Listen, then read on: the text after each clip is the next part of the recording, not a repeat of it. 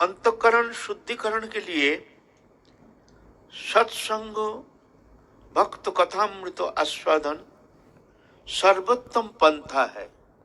जितना उपाय है चित्त शोधन के लिए, क्योंकि चित्त शुद्ध नहीं होने से भजन क्रिया ही शुरू होती नहीं है, भजन शुरू ही होता नहीं है। जब तक चित्त शुद्धि नहीं, तब तक तुम्हारा भजन एक क्रियात्मक। हम लोग जो ज्यादातर, हम जैसे कनिष्ठ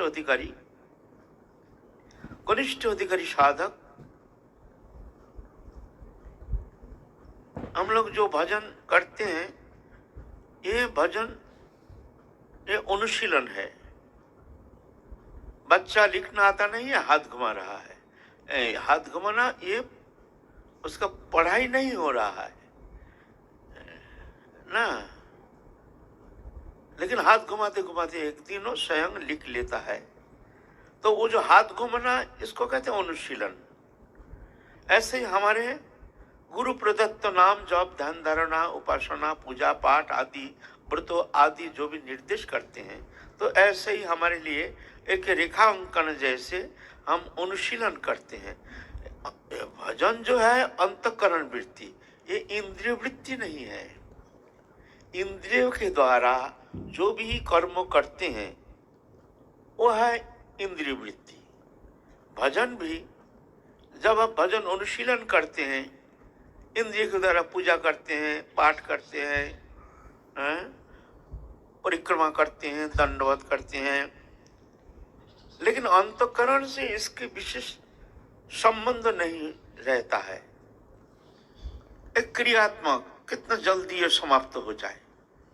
कभी तो ऐसे होता है कि अभी रात हो रहा है, अभी काम बहुत है, अभी शंख भी पूर्ण हुआ नहीं, तो वो एक बोझा जैसे लगता है नाम जी। कितना जल्दी वो हमारे टारगेट जो है 1 लाख 2 लाख 3 लाख जो भी है, आप वो टारगेट पूर्ण करने में उसको मन जितना चेष्टा, वो टारगेट पूर्ण करने में, ये नहीं जो मन का जो मन से जो संबंधित है भगवत चिंतन में एक तल्लीनता, तन्मयता, ये होना चाहिए।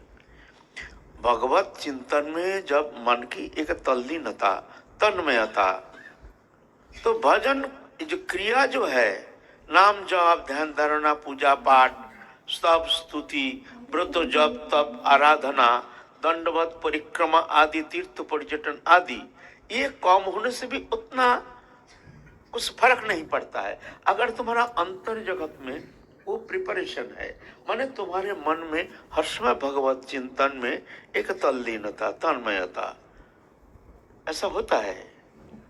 जो शंका है, जब मन भगवत चरण में संलग्न हो जाता है तो भी शंका छूट जाता है। शंका रहता ही नहीं, रखते ही नहीं। शंका रखते हमारे गुरुदेव को देखे, कोई शंका पंका नहीं, चल रहा है सुबह से अखंड। कभी हम शंका तो देखे नहीं, शंका मतलब ही नहीं।